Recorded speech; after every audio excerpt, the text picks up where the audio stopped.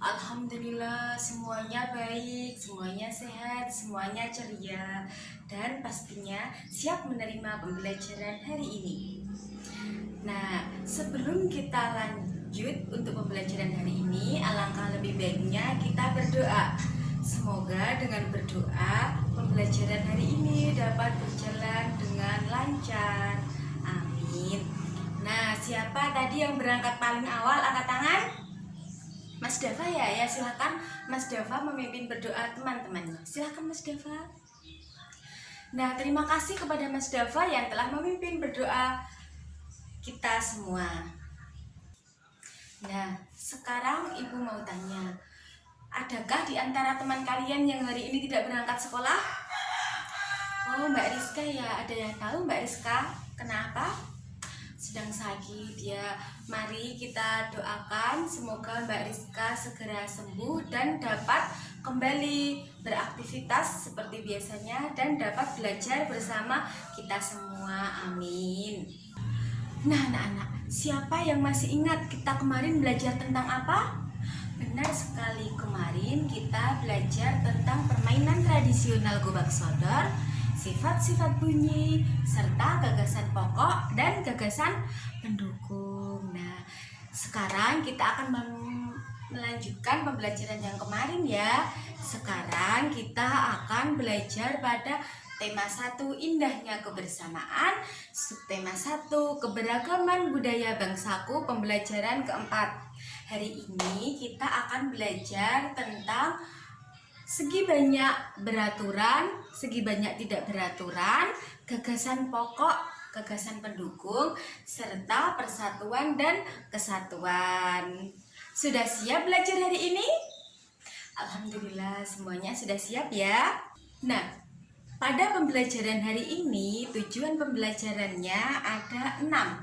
Yang pertama, siswa mampu memberikan contoh segi banyak beraturan dan segi banyak tidak beraturan. Yang kedua, siswa mampu menunjukkan perbedaan segi banyak beraturan dan tidak beraturan. Yang ketiga, siswa mampu menuliskan gagasan pokok serta gagasan pendukung.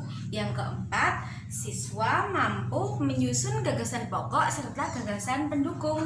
Yang kelima, siswa mampu menjelaskan pentingnya sikap persatuan dan kesatuan dalam keberagaman. Yang terakhir, siswa mampu menemukan contoh-contoh sikap persatuan dan kesatuan yang ada di lingkungan sekitar kita. Bisa dipahami anak-anak? Nah, anak-anak, pada pembelajaran kemarin Ibu telah membagikan bahan ajar yang akan kita pelajari pada hari ini. Siapa yang di rumah sudah mempelajarinya? Angkat tangan. Alhamdulillah semuanya sudah belajar ya. Nah, sekarang kita lanjut pembelajaran pada hari ini. Nah, anak-anak, ada yang tahu Ibu sekarang membawa apa? Nah, ini adalah salah satu contoh kain tradisional yang ada di Nusantara. Nah, sekarang Ibu mau minta tolong. Sebutkan bangun-bangun yang telah kalian temukan pada kain tradisional ini. Ayo, siapa yang bisa? Nah, anak-anak, silahkan kalian sebutkan bangun-bangun yang telah kalian temukan pada kain tradisional Nusantara ini ya. Apa aja? Ya, benar sekali. Ada lingkaran, persegi panjang, belah ketupat. Ya.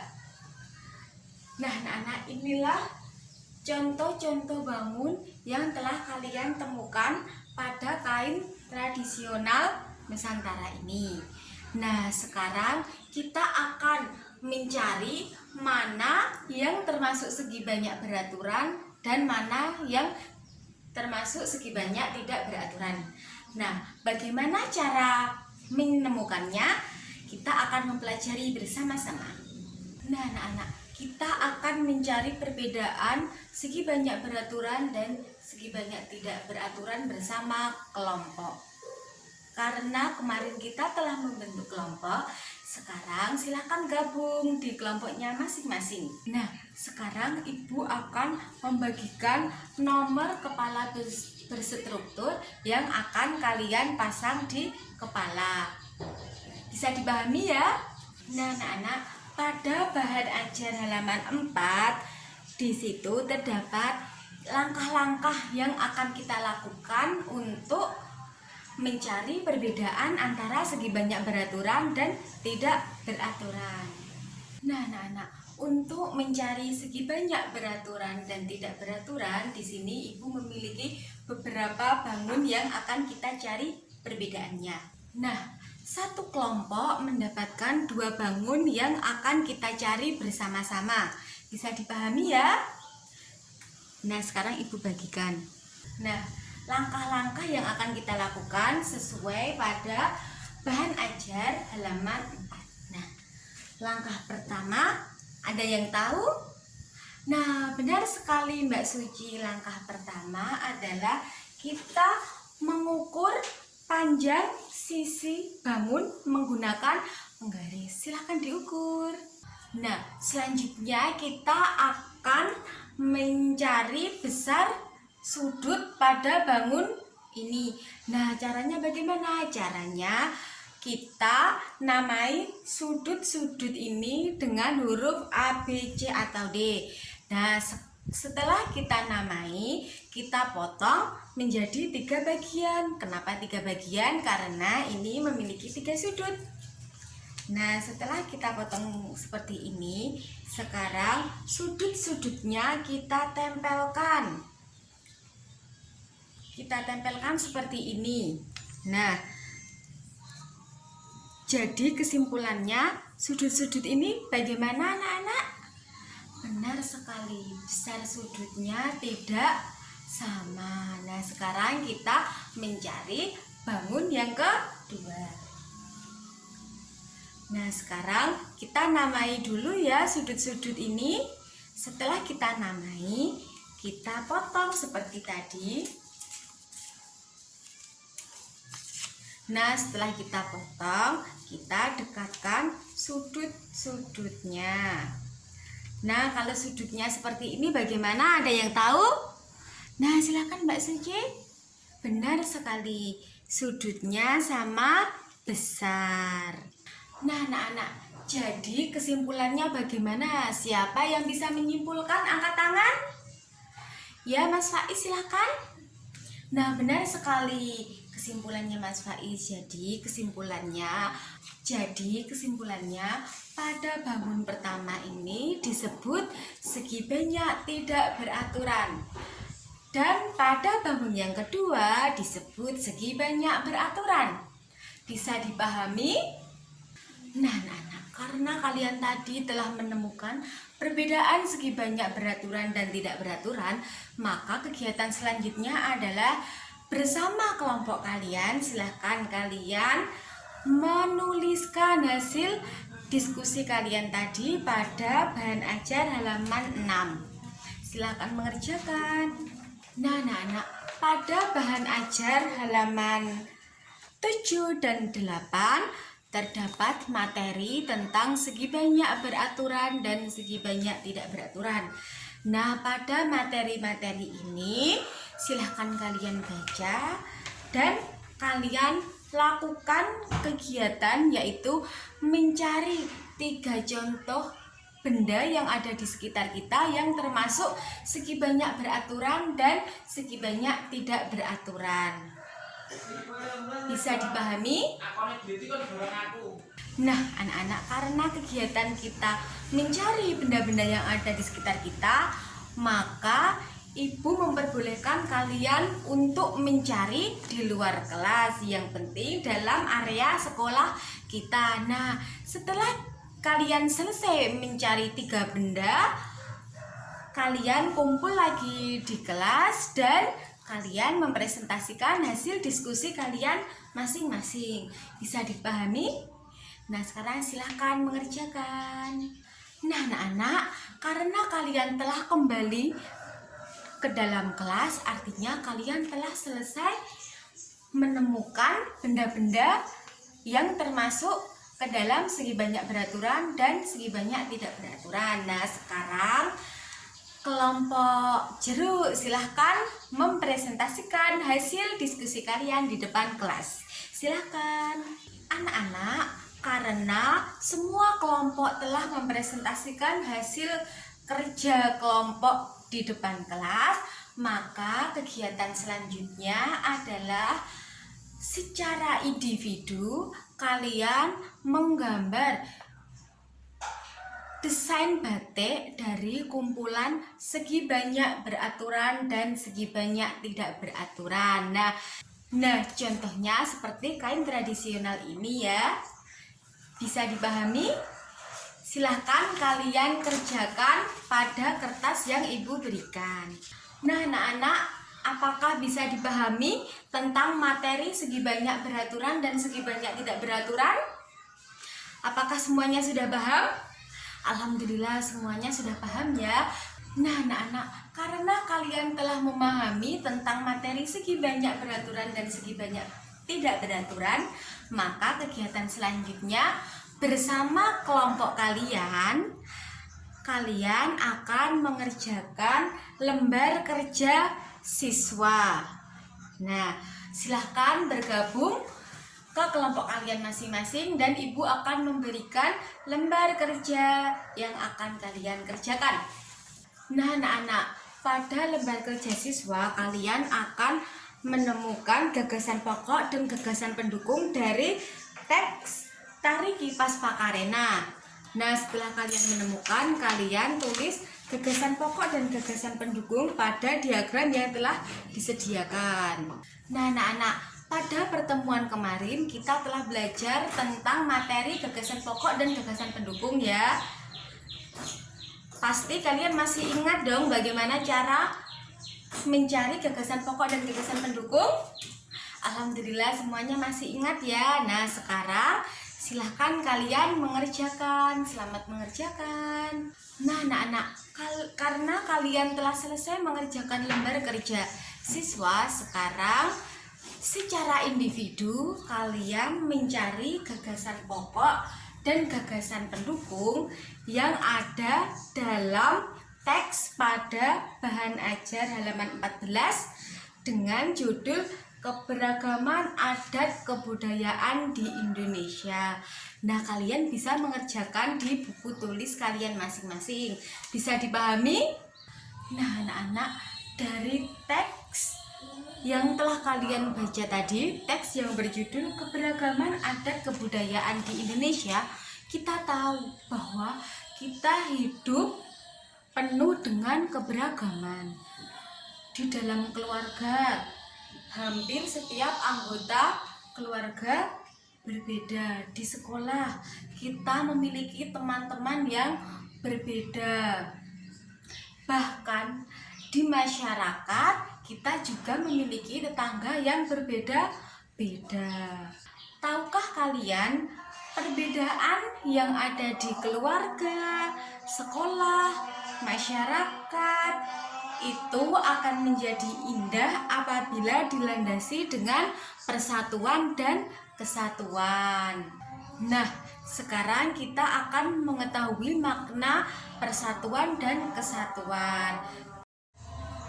Nah, anak-anak, untuk mengetahui makna persatuan dan kesatuan, kita akan mengibaratkan menggunakan sapu lidi dan sebatang lidi.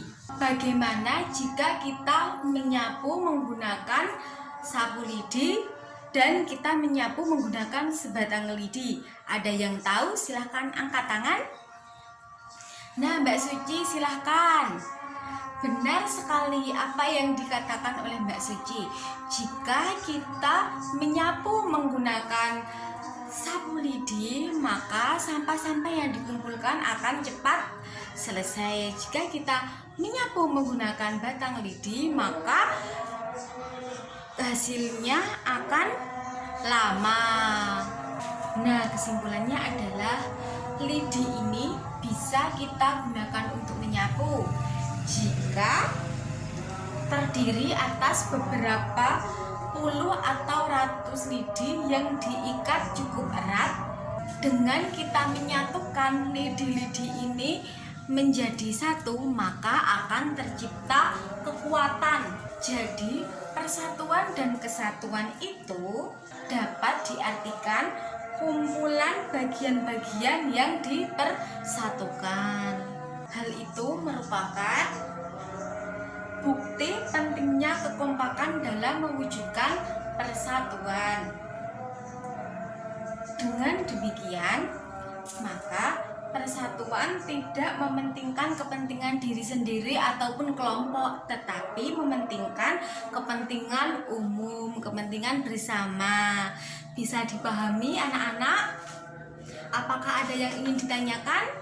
Kalian telah memahami makna persatuan dan kesatuan? Silahkan kalian gabung bersama kelompok kalian untuk mengerjakan kegiatan selanjutnya, yaitu silahkan kalian temukan contoh-contoh sikap persatuan dalam keberagaman yang ada di lingkungan sekitar yang kalian temui. Nah, silahkan kalian mengerjakan dan tulis hasil kerja kalian pada buku bahan ajar halaman 16. Bisa dipahami ya? Nah anak-anak, karena kalian telah selesai mengerjakan kegiatan kelompok, sekarang secara individu kalian membuat cerita tentang persatuan dan kesatuan di lingkungan sekitar kita yang pernah kalian lihat. Nah, tulis cerita kalian pada kertas yang telah ibu sediakan ya.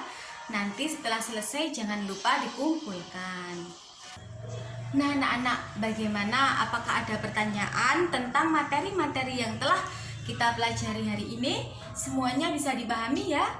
Alhamdulillah. Nah sekarang siapa yang mau menyimpulkan tentang pembelajaran hari ini? Materi-materi apa saja yang telah kita pelajari pada hari ini? Angkat tangan. Nah silahkan Mas Faiz bisa menyimpulkan kegiatan pembelajaran kita hari ini. Nah benar sekali apa yang dikatakan Mas Faiz. Pada hari ini kita telah mempelajari tentang perbedaan segi banyak beraturan dan tidak beraturan bersama. Contohnya yang kedua, gagasan pokok, gagasan pendukung. Yang ketiga, makna persatuan dan kesatuan dalam keberagaman di lingkungan sekitar kita. Nah anak-anak, seperti biasa sebelum kita mengakhiri pembelajaran pada hari ini, kita mengerjakan soal evaluasi harian terlebih dahulu ya. Nah sekarang silakan kalian mengerjakan dengan tenang, dan jika sudah selesai jangan lupa untuk dikumpulkan. Silahkan, selamat mengerjakan. Nah anak-anak, dari materi yang telah kita pelajari pada hari ini, kita harus menjaga persatuan dan kesatuan dimanapun kita berada. Kita harus menjaga persatuan dan kesatuan di rumah, di sekolah, maupun di masyarakat. Nah anak-anak, pada pembelajaran berikutnya besok kita akan mempelajari tentang keberagaman sosial budaya suku Minang dan pola gerakan tari Bungong Jumpa. Nah di rumah jangan lupa untuk belajar terlebih dahulu ya anak-anak. Nah sebelum kita pulang, seperti biasa ibu akan memberikan bintang kepada siswa yang hari ini aktif dalam mengikuti pembelajaran. Siapakah kira-kira yang akan mendapatkan bintang? Nah, yang akan mendapatkan bintang keaktifan adalah Mbak Suci dan Mas Faiz. Nah, selamat kepada Mbak Suci dan Mas Faiz. Jangan lupa bintang-bintang yang telah kalian dapatkan untuk dikumpulkan. Dan pada akhir pembelajaran tema, yang mendapatkan bintang paling banyak akan mendapatkan hadiah dari ibu. Semangat untuk mengumpulkan bintang-bintang. Nah, anak-anak, demikian pembelajaran hari ini. Sebelum kita pulang, kita berdoa terlebih dahulu ya, agar kita selamat sampai rumah masing-masing. Nah, karena Mas Faiz telah mendapatkan bintang, maka silakan memimpin berdoa teman-temannya. Terima kasih Mas Faiz yang telah memimpin berdoa teman-temannya. Demikian pembelajaran hari ini. Ibu mohon maaf yang besar-besarnya apabila dalam menemani kalian belajar ada tutur kata yang kurang berkenan di hati kalian masing-masing. Terima kasih kalian telah mengikuti pembelajaran hari ini dengan ceria, dengan penuh semangat. Pulangnya hati-hati di jalan ya. Ibu akhiri. Wassalamualaikum warahmatullahi wabarakatuh.